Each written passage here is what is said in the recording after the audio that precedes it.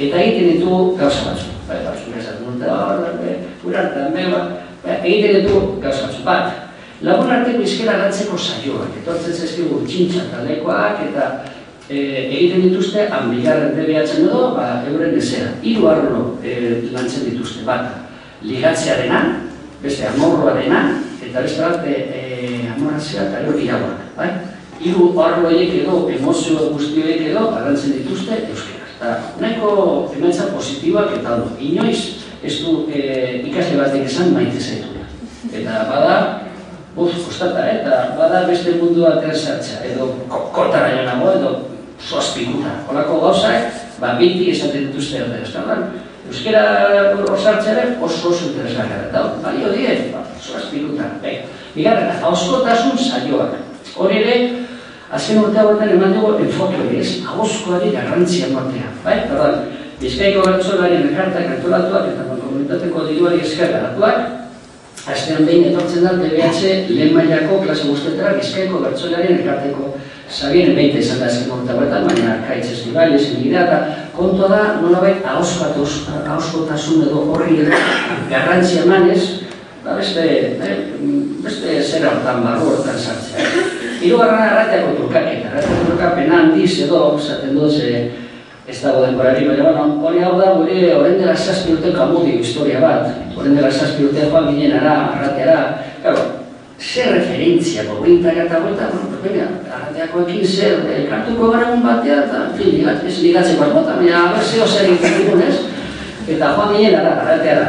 Gorbeako aterpe batean, gau batean, nik uste dut hor sortu zela historia bat, amodio historiazio bat, handik urtero, joaten arrateara, eta haiek ere tortzen dira ona. Eta eskerra hondiz edo, gure ikasleentzako da mundu bat zabaltzea. Gure ikasleak erabat erdaldunak eta erabat erdal giro batean sortuta, eurentzako arratera joateatan batzuk ikusi trikipoteo egiten eta gero haiekan mugitzen dira labarren mailakoek egiten dituzte ekintzak euskararen alde eta haien institutan eta hango dinamika ikustaiak oso positiboa da eta horregitik urtero egiten du. Mateo, Juantxo goratzen dut Gorbeako aterportan joan ginen lehenengo gau hortan edo eta arrezkero sortu zer eta angelarriarekin jarraitzen du urtero. Eta oso positiboa.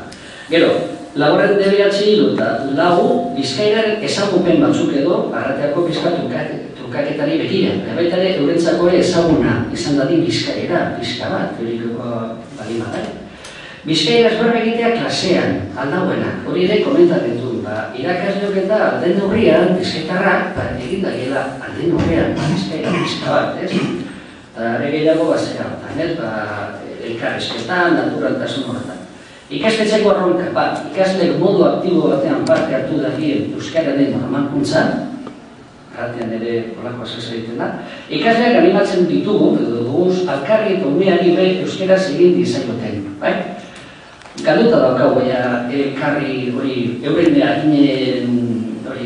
adinetako ikaslei beke euskaraz, galduta daukagu, erdaldunak dira, esan dute, euren garbetia, euren hizkuntza da, natural da, baina badaukagu erronka txikitxoa, eta esaten dugu, animo. Egin umei euskaraz. Eta orduan batzutan, patioan, elkartzen gara lehen hizkuntzakoak eta bigarren hizkuntzakoak, ez? Orduan, batzutan suertatzen da, bakotxo, esaten dugu gaur, egin modu ariketa bat, egin umei beti euskaraz. Eta gero, horrengo guna zer moduz joan datari. Ostia, haiek ere antzuten dut euskaraz. Eta, orduan, hor, gure ustez, holan apurtuko da erderaren gurpila. Ze, klaro, ume batek zer egiten du, berari esan diotena, edo berari egin diotena, berak errepikatuko du, urrengo gokoekin, ez? Orduan, klaro, pentsatzen dugu, momentu batean, baten 14 urteko nire idol horrek, 14 urteko pertsona horrek egiten bali badit euskeraz, kontsumek ere egingo dudala, edo, euskeraz. Eta batzutan efektiboa da, bale? Eta zertan oinarritu gara zailak euskera egiteko?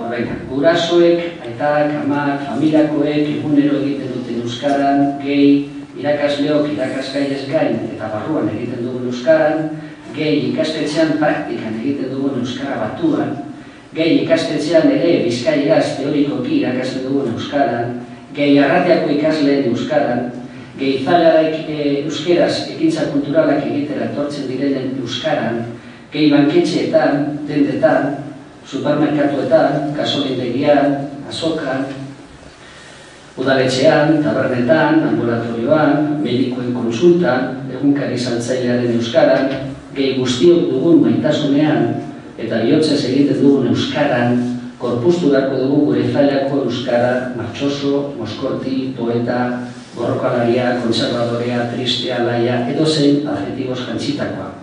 Eta moldakorra. Batez ere, moldakorra. Edozein egoeretara moldakorra. Momenturo aldatzen ari den bizitza bezalakoa.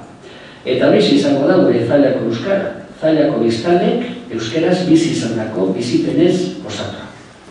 Eta hori, jabukatzeko, enkartarri, edo Afrikaren parkatu enkartarri, esaten du beretan, guztiz ezezaguna delako, guztiz baztertuta dagoelako, bai zerbitzuen aldeetik eta fin, eta hori, hori sana.